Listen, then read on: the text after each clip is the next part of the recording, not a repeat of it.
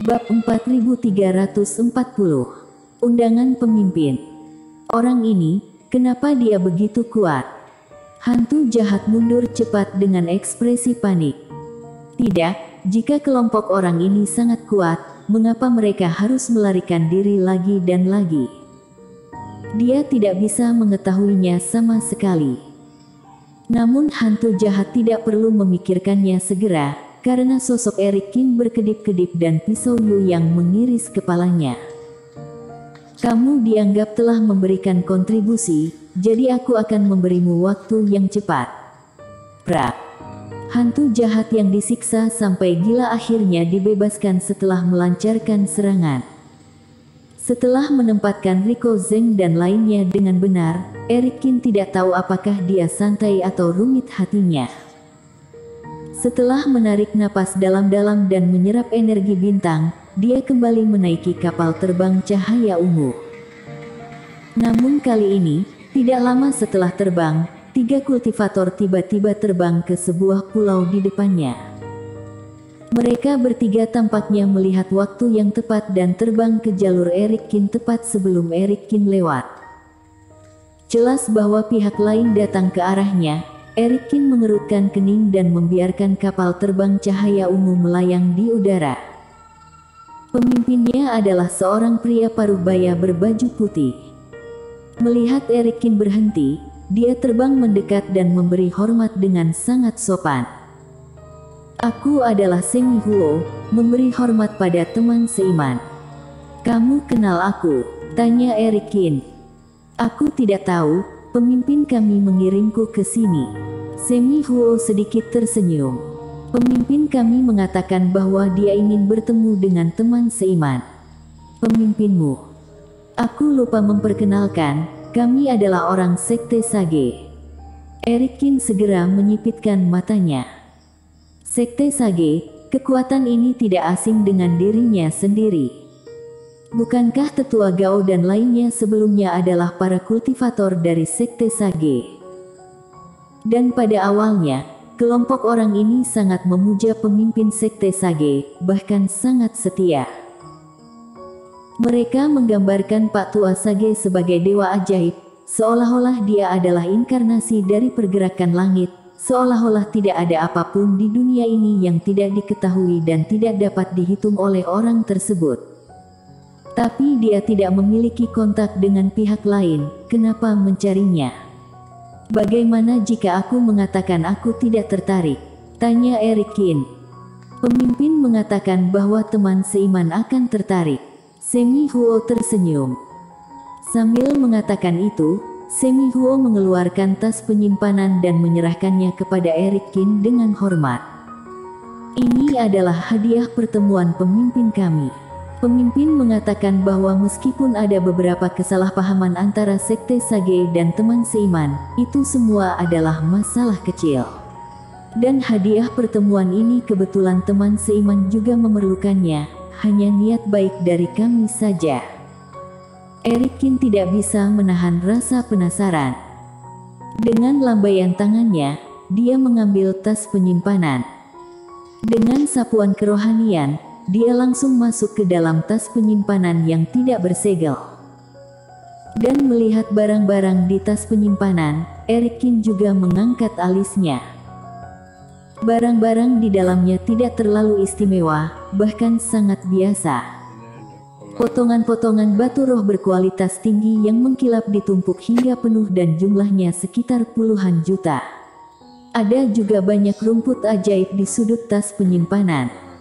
Batu roh, rumput ajaib. Ini memang yang paling dia butuhkan saat ini. Bagaimana dia tahu ini?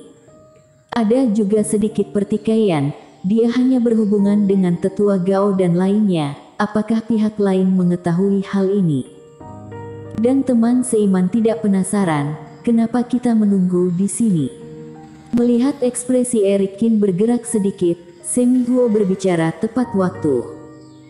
Apakah ini dihitung oleh Pak Tua Sagemu juga? Kata Eric Kin. Semi Huo tersenyum dan tidak berkata apa-apa, tetapi sikapnya sudah sangat jelas. Orang ini memang sedikit aneh. Mengetahui apa yang telah dia lalui, apa yang dia butuhkan sekarang dan bahkan di mana dia berada sekarang. Mungkinkah Pak Tua Sage pada hari ini benar-benar dapat meramalkan segala sesuatu di dunia dan menentukan masa lalu dan masa depan? Mungkinkah pemimpinmu tahu segalanya? Tanya Eric Kin. Tentu saja, Tuan Besar tahu segalanya. Dia adalah orang paling berpengetahuan dan bijaksana yang pernah aku temui, kata Semi Huo dengan serius. Selama kamu pernah bertemu dengannya sekali, kamu akan tertarik padanya, jadi kamu akan kagum padanya dari lubuk hatimu. Kamu membuatnya terlihat seperti dewa. Jika seorang kultivator luar biasa, apakah dia masih percaya pada dewa? Eric Kin berkata dengan acuh tak acuh. Sebelumnya, aku juga memikirkannya sepertimu, tetapi setelah bertemu Tuan Besar, aku menemukan bahwa aku memiliki terlalu sedikit pengetahuan tentang dunia ini dan pemimpin telah melihat segalanya. Semi Huo menghela napas, semakin dia berbicara, semakin kuat rasa hormat di wajahnya, emosi dari hati seperti ini tidak bisa dipalsukan. Ada lagi teman seiman. Pemimpin mengatakan bahwa jika kamu bersedia untuk bertemu, dia dapat membawakanmu lebih banyak hal yang kamu butuhkan. Sesuatu yang lebih dibutuhkan. Eric Kin mau tidak mau mengangkat alisnya. Kamu sangat baik, itu membuatku ingin lebih bertemu dengan pemimpin misteriusmu. Apakah pihak lain itu dewa atau hantu? Eric Kin sangat ingin melihat trik apa yang coba dimainkan Pak Tua Sage hari ini dan apa tujuan mencarinya. Silakan teman seiman. Semi Huo tersenyum, tidak terkejut dengan reaksi Eric Kin. Tuan Besar, itu adalah orang yang paling berpengetahuan dan bijaksana di dunia, orang suci yang paling bijaksana. Selama pemimpin mengundang, tidak akan ada penolakan. Setelah pertemuan, semua yang diundang akan menjadi anggota sekte Sage mereka tanpa terkecuali dan menjadi pengikut yang paling setia dan saleh. Eric Kin ini tidak terkecuali. Tetua, ada noda darah di sini. Di seberang wilayah laut, setelah setengah hari bekerja keras, tetuamu dan yang lainnya akhirnya berteleportasi ke pulau di sini. Dan beberapa tetua segera menemukan jejak pertempuran di bagian pulau itu. Ini tentu saja tertinggal ketika Eric Kin menggulingkan Junaedi Wang dan lainnya sebelumnya. Jejak pertempuran ini sangat segar, seolah baru terjadi kemarin. Mungkinkah Tobi Qiu benar-benar diserang? Tetuamu menumpahkan setetes darah ke tanah dan mengerutkan kening. Di daftar peringkat langit kemarin, pergantian nama yang bolak-balik membuat mereka bingung.